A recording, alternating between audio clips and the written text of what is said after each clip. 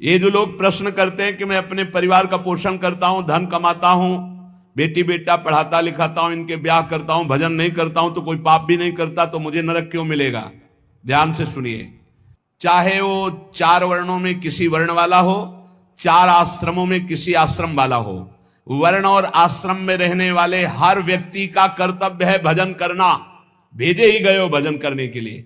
ये मानव देह भोगों के लिए नहीं, यथावत धर्म पूर्वक भोग को भोगते हुए, भजन करते हुए भगवत प्राप्ति करने के लिए। इस तन का एक ही फल है भजन। जो मनुष्य मानव देह प्राप्त करके भजन नहीं करता, उसको इस बात का दंड मिलता है। वो अपने वर्ण आश्रम से भ्रष्ट होकर नीच योनियों में जाता है और बहुत कष्ट पाता है। क्यों? क्योंकि एक ही ये योनि है जिससे हम निकल पाएंगे 84 लाख योनियों में। भगवान ने कृपा करके दिया है, खास करके विवेकवान पशुवत मनुष्य जीवन व्यतीत करने वाले तो बहुत हैं विश्व में, जिनको कोई भगवान से मतलब नहीं। थोड़ा कुछ धार्मिक हुए तो नर्क स्वर्ग तक की बात है। जीवन मुक्ति या भगवत साक्षात्कार ये तो बातें ही नहीं मिलेंगी। अगर कहीं मिलेंगी तो किसी भारत के ब्रह्म ऋषि का बीज बोया हुआ है तभी मिलेंगी, ये अन्यत्र नहीं है। जीवन मुक्त होना, तत्वबोध और भगवत प्रेम, भगवत साक्षात्कार, ये केवल भारत की भूमि के ब्रह्म ऋषियों ने अनुभव किया। अन्यत्र तो बस स्वर्ग और नर्क, इन्हीं की चर्चा मिलेगी। अगर कहीं है तो किसी भारत के ब्रह्म ऋषि का बीज बोया हुआ है वहां, अन्यथा नहीं है। बड़े भाग्य हैं कि इस पावन भूमि में जन्म लेकर हम भजन करके भगवत प्राप्ति करते हैं। लोगों की मान्यता है हमारी कामना भगवान तो पूर्ण नहीं करते। कहां भगवान, कैसा भगवान, कौन भगवान? बाप को बाप नहीं मानोगे तो बाप को कुछ बिगड़ जाएगा क्या? सब मम प्री सब मम उपजाए। कैसे लोग अज्ञान में भटक रहे।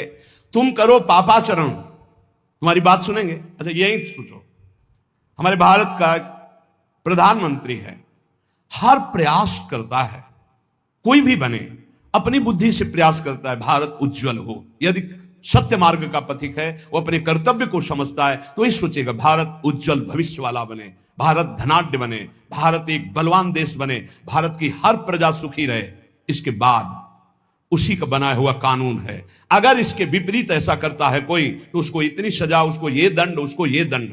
ऐसे ही भगवान का विधान है। यदि आप धर्म मार्ग में चलोगे तो उज्जवल भविष्य वाले, आप अध्यात्म बल से बलवान, आप परमानंद की प्राप्ति करने वाले। आप विपरीत मार्ग में धर्म विरुद्ध चलोगे तो आपको रोग, शोक, दंड, चिंता, भय, शोक, नरक, मृत्यु, ये सब प्राप्त होंगे। भगवान ने निर्णय कर दिया।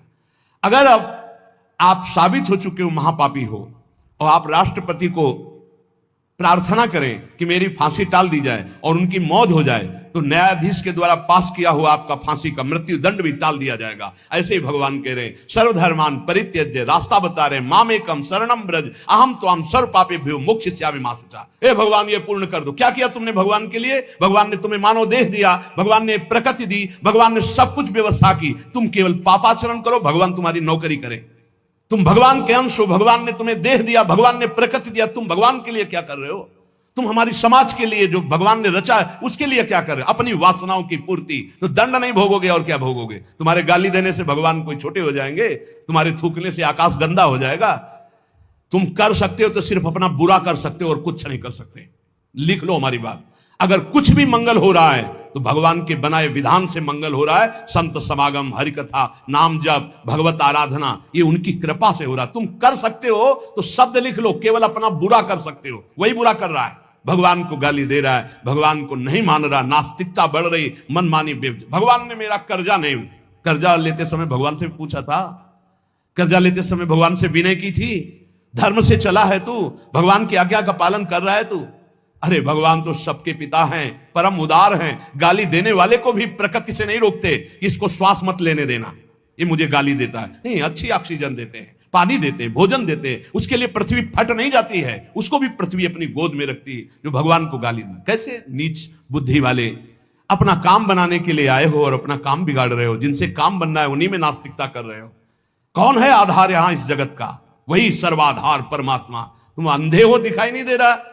ये सूर्य किसके बल से तेजवान है? ये वायु किसके बल से चलती है? किसके बल से पृथ्वी? आप देखो किसके आदेश से हो रहा है। एक जरा सा झटका आता है, प्रांत का प्रांत चकनाचूर हो जाते हैं। वो सामर्थ्यशाली भगवान है। तुम्हारे कुछ कहने से होगा? चींटी की तरह पिस जाओगे। उसकी शक्तियां अनंत हैं होश में। अगर जीवन को मंगलमय सार्थक बनाना है तो एकमात्र भगवान की शरण है। और अगर कुछ भी और करोगे तो अपने को बर्बाद करोगे, सिर्फ बर्बाद करोगे, सिर्फ विनाश करोगे अपना, और कुछ मंगल नहीं कर सकते। भगवान का आश्रय ले लो, वो बहुत करुणामय है। ये जो पुरुष चारों वर्ण या चारों आश्रम में है, यदि भजन नहीं करते तो इस बात का दंड मिलेगा कि मानव देह तुम्हें मिला है भगवत प्राप्ति के लिए।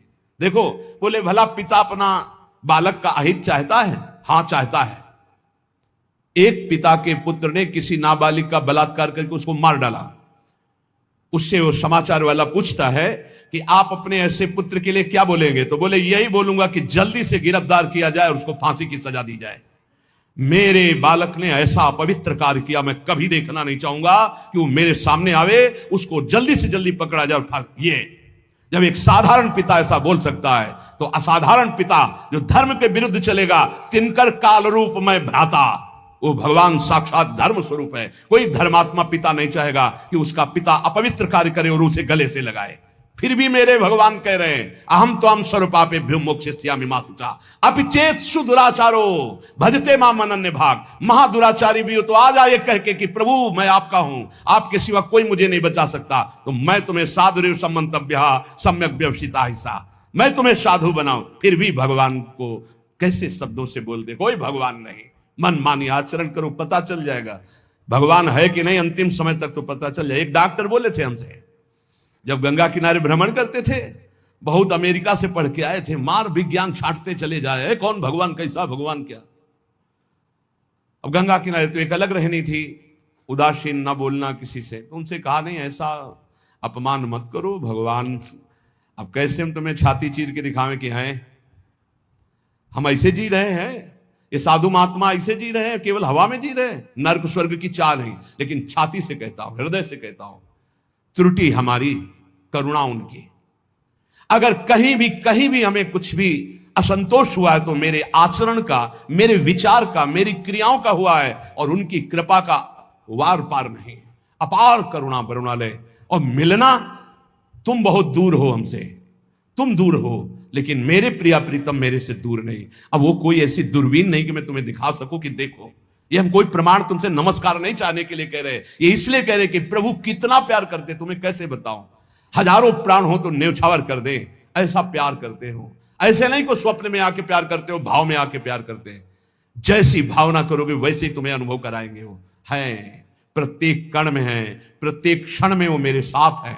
ऐसा बिल्कुल माइक से कह रहा हूं, आचार्य बल से, गुरु बल से, कि विश्वास करो, वो केवल ध्यान का विषय नहीं है, वो केवल भजन का विषय नहीं है। वो मित्र की तरह मिलते हैं, वो संभाषण करते हैं, वो साथ खेलते हैं। पर ये बात वही देख सकता है जो उन तक पहुंच चुका है, जो उनके चिंतन में तन्मय है। अन्यथा ये मायाकृत नेत्रों से बात नहीं देखी जा सकती। इसलिए उसका पतन निश्चित है जो मनुष्य शरीर पाकर के भजन नहीं करता है। भगवान ने केवल भजन के लिए दिया है। दुष्यंता पर कायेषु स्वात्मानम हरिमीश्वरम मृतकेशानुबंधेस्मिन बद्ध स्नेहा पतंत्यधः। भाई शरीर का अभिमान मत करो, ये मरा ही मरा, अभी मरा या कल मरा, मरा ही है पक्का। मृत्यु प्रतिपल साथ है। ये शरीर मृत शरीर समझो, कब छूट जाए कुछ पता नहीं। इसके संबंधी भी छूट जाएंगे। इस शरीर से प्रेम गांठ करने का मतलब है नरक यात्रा तय करना। इसलिए इससे ज्यादा प्यार मत करो। इसे खूब कई बार हमने प्रार्थना की साधकों से, इस शरीर को ऐसा समझो जैसे कंजूस मालिक बेईमान नौकर से काम लेता है, ऐसे ले इससे। इसको छूट दे दी तो ये पूरी की पूरी जिंदगी बर्बाद कर दे। इसे बेईमान जैसे नौकर ना हो। ईमानदार नौकर अपने आप काम करता है, ये अपने आप नहीं करेगा। बेईमान नौकर जो आराम करना चाहता है, लगाओ काम में 4 घंटे, 124 घंटे में 20 घंटे इसको संसारिक काम, साधना के काम, भजन कार्य, आनंद समेट लो। यहां कमाने आए हो, यहां कोई तुम्हारा घर नहीं, कोई मकान नहीं, कोई दोस्त नहीं, कोई परिवार नहीं। ये परदेश है स्टेशन जैसा। तुम्हारी टिकट कटी, भागे, पूछोगे भी नहीं कि ये पत्नी तुम कैसे रहोगे, ये बच्चों तुम कैसे रहोगे। नहीं, चले गए, दोबारा कभी देखने को नहीं मिलेगा। न तुमको वो, न वो तुम्हें, कभी नहीं मिलेगा।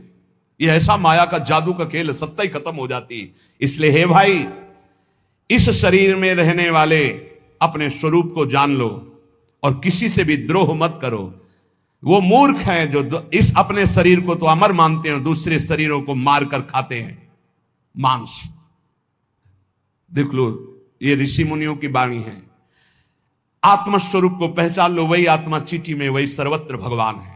वो मूर्ख हैं जो अपने शरीर को आत्मा मानकर पोषण करते हैं, दूसरे शरीरों की हत्या करके उनका मांस खाते हैं। बोले हम हत्या नहीं करते, हम तो दुकान से ले आते हैं, तो बराबर फल मिलता है। कर्ता, प्रेरक, अनुमोदन, तीनों को बराबर पाप मिलता है। एक जो काट रहा है, एक जो खरीद के ला रहा है, और एक जो बनाकर पका करके खा रहा है, खवा रहा है, तीनों को नरक बराबर दंड मिलेगा। कर्ता, प्रेरक, अनुमोदन। ये कैवल्यम संप्राप्ता ये चातातिश्च मूढ़ताम त्रैवर्गिका क्षणिका आत्मानं घातयन्ति ते। जो लोग ये भगवत प्रदत्त शरीर प्राप्त करके कैवल्य परम पद प्राप्त नहीं कर लेते और ज्ञान बघाड़ते रहते हैं, वो पूरे ज्ञानी भी नहीं है और पूरे मूर्ख भी नहीं है। उनकी बड़ी दुर्दशा होती, ना इधर के रहते ना उधर के रहते, मजरे ढो। सदैव वो अर्थ, काम, वासना इन्हीं में फंसे रहते हैं। एक क्षण के लिए उनको चैन शांति नहीं मिलती।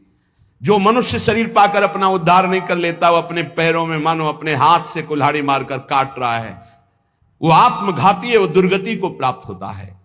एत आत्महनो अशांता अज्ञाने ज्ञान मानिनः सीदंत्य कृत कृत्या वही काल ध्वस्त मनोरथा। ऐसे जो ज्ञान बगाड़ते रहते हैं और ब्रह्मबोध नहीं किया, निरंतर भजन नहीं करते, इनको आत्मघाती कहते हैं। जानते हैं पर मानते नहीं हैं। ये इन आत्मघातियों को कभी शांति प्राप्त नहीं होती, इनकी कर्म परंपरा कभी नष्ट नहीं होती। काल भगवान सदा सर्वदा इनके मनोरथों पर पानी फेरते रहते, हृदय की जलन विषाद कभी मिटने को नहीं होती। इसलिए हित्वात्यायास रचिता गृहापत्य सुहृच्छ्रियः तमो विशन्त्य निच्छन्तो वासुदेव परांगमुखा। वासुदेव भगवान श्री कृष्ण के चरणों का आश्रय ले लो, उनसे विमुख मत हो। विमुख होकर यदि तुमने धन रुपया पैसा मकान सब समेट भी लिया, तो भाई जब जाओगे कुछ साथ नहीं। एक बार कृष्ण कहा, एक बार राम कहा, एक बार राधा कहा, ये सत्य वस्तु तुम्हारे साथ जाएगी। इसलिए बार बार राम राम कृष्ण कृष्ण हरि हरि राधा राधा बोलते हुए अपना काम करो, तो तुम्हारा लौकिक भी पुष्ट और पारलौकिक भी पुष्ट हो जाएगा।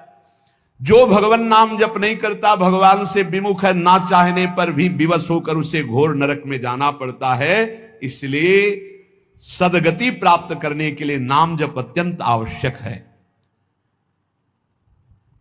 ये कलिकाल की बड़ी महिमा वर्णन की भगवान व्यास जी ने। जो फल सतयुग में 10,000 वर्ष ब्रह्मचर्य रहकर दोनों हाथ उठाकर दाहिने पैर के अंगूठे के बल खड़े होकर भजन करने से मिलता था, ध्यान दीजिए कितना कलयुग का कृपा प्रसाद है। कलयुग को बहुत बुरा कहा जाता है, तो ये बात पक्का समझो, दो पक्ष सब में होते हैं, कृष्ण पक्ष और शुक्ल पक्ष। एक अंधेरे का पक्ष, एक प्रकाश का। तो कलयुग में दो पक्ष हैं। एक अंधेरे का पक्ष अगर भगवान से विमुख हो तो नष्ट कर देगा। यहां कह रहे हैं भगवान महर्षि वेद व्यास देव जी, यत् कृते 10,000 हायनेन तत् द्वापरे तश्च मासेन होरात्रेण तत्कलौ तपसौ ब्रह्मचर्यस्य जपादेश्च फलम द्विजा प्राप्नोति पुरुषस्तेन कलिसाध्यति भासितम। सतयुग में 10,000 वर्ष ब्रह्मचर्य से रहकर दाहिने पैर के बल अंगूठे के खड़े होकर दोनों हाथ उठाकर मंत्र जपने से जो फल मिलता था, वह त्रेता में 1 वर्ष ऐसी साधना, द्वापर में 1 मास 1 महीने, और कलयुग में 24 घंटे नाम कीर्तन करने से वो फल प्राप्त हो जाता है। सतयुग में 10,000 वर्ष तक, सोचो कितना बड़ा।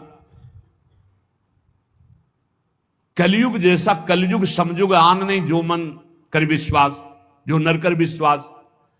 बहुत बड़ा लाभ कलयुग। 24 घंटे नाम कीर्तन से वो फल मिलेगा, जो बड़ी बड़ी तपस्याओं से, बड़ी बड़ी साधनाओं से। बोले सतयुग बहुत श्रेष्ठ है, द्वापर त्रेता बहुत श्रेष्ठ है, हमें लगता कलयुग बहुत श्रेष्ठ है। धन्य है कलयुग जो 24 घंटे नाम कीर्तन से वो हजारों वर्ष की तपस्या का फल प्राप्त करा दे। भगवान व्यासदेव जी कहते हैं मैं कलयुग की पूजा करता हूं, मैं उसे सर्वश्रेष्ठ कहा कि सतयुग में ध्यान, त्रेता में यज्ञ, द्वापर में देवार्चन, ध्यायन कृते यजन यज्ञ त्रेतायाम द्वापरेर्चयन यदापनोति तदापनोति कलौ संकीर्त केशवम। जो सतयुग में ध्यान से, त्रेता में यज्ञ से, द्वापर में पूजा करने से मिलता था, कलयुग में केवल नाम कीर्तन से फल मिल जाता है। इसीलिए नाम संकीर्तनम यस्य सर्व पाप प्रणाशनम। कलयुग में सबसे बड़ी साधना नाम जप करो, नाम कीर्तन करो, लीला चरित्र गाओ, लीला चरित्र सुनो। जो इस कलयुग में अपना कल्याण नहीं कर पाया तो फिर और युग में कल्याण करना बड़ा कठिन। अंगूठे के बल खड़े होके देखो, कई मिनट खड़े रहोगे। ऐसे उपमन्यु आज बड़े बड़े महात्माओं के चरित्र आते हैं, हजार हजार वर्ष, 10-10 हजार वर्ष ऐसे। अरे यही सौभरी ऋषि यमुना में डुबकी लगा के भजन करके देखो, कई मिनट करोगे। जल को स्तंभित कर दिया, समाधिस्थ। ऐसे ऐसे महात्मा, अपने लोग महात्मा कहते हैं अपने को। डुबकी लगा के 2 मिनट नहीं रुक सकते नीचे, वो समाधिस्थ हैं। मछली को देख के 50 ब्याह करते हो, तुम मोबाइल में देख के क्या करोगे? तुम्हारे क्या होगा? इसीलिए बहुत होश में